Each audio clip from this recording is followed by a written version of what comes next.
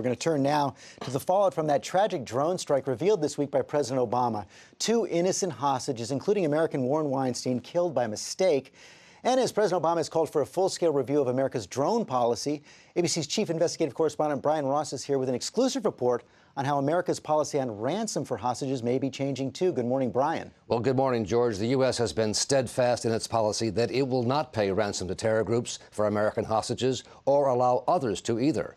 But now one part of that policy may be changing. 3 senior U.S. officials tell ABC News that a White House review of hostage policy will recommend the U.S. look the other way if families on their own try to raise money to buy their loved ones' freedom.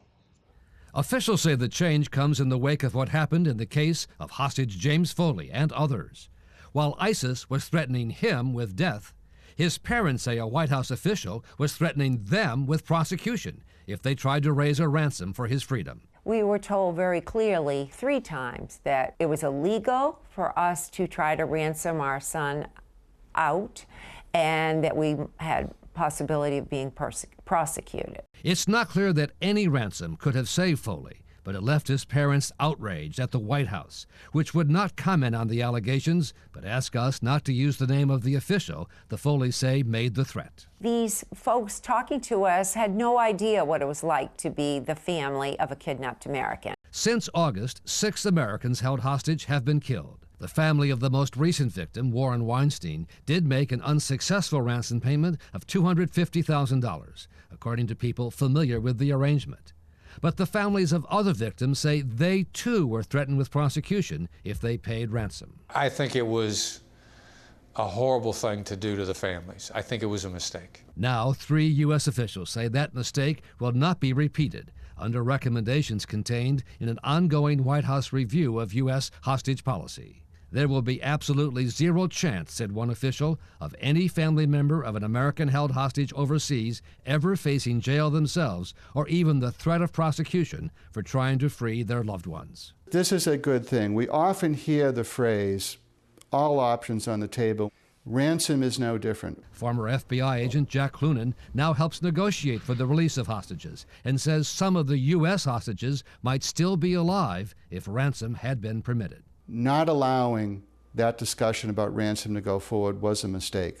You can reach an agreement even with a group as despicable as ISIS is.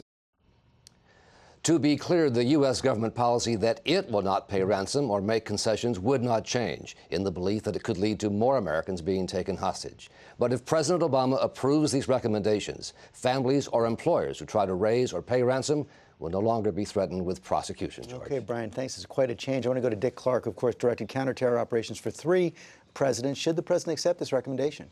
I wouldn't. The president has to try to make it unattractive to go after Americans as hostages. And the way you do that is by saying there are only 2 things going to happen.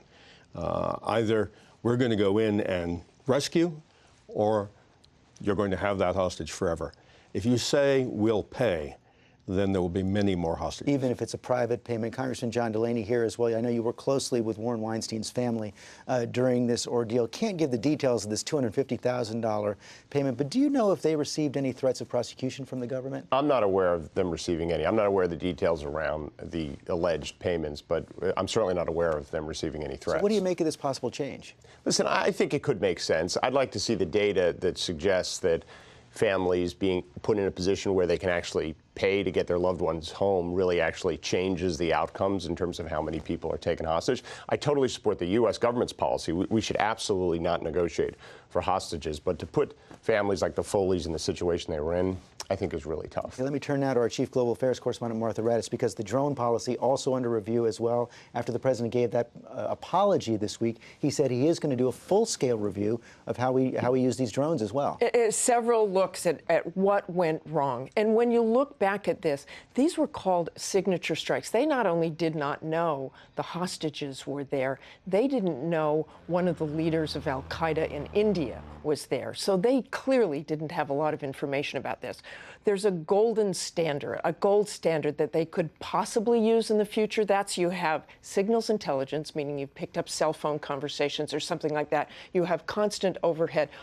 and you have human intelligence. And that is often the key to knowing exactly what's going on in places like this. But it's so difficult to get the human intelligence, so difficult to get that It's incredibly kind of difficult. I honestly can't see them going that far because this drone policy has worked. Well, it's worked. It's been dramatically ramped up under President Obama, but he's also tried to put some restrictions on it in the wake of these revelations about more civilian casualties. Exactly. And the standard now is that you have to have near certainty that there are no civilians there. So I think what they look at is how do you define near certainty?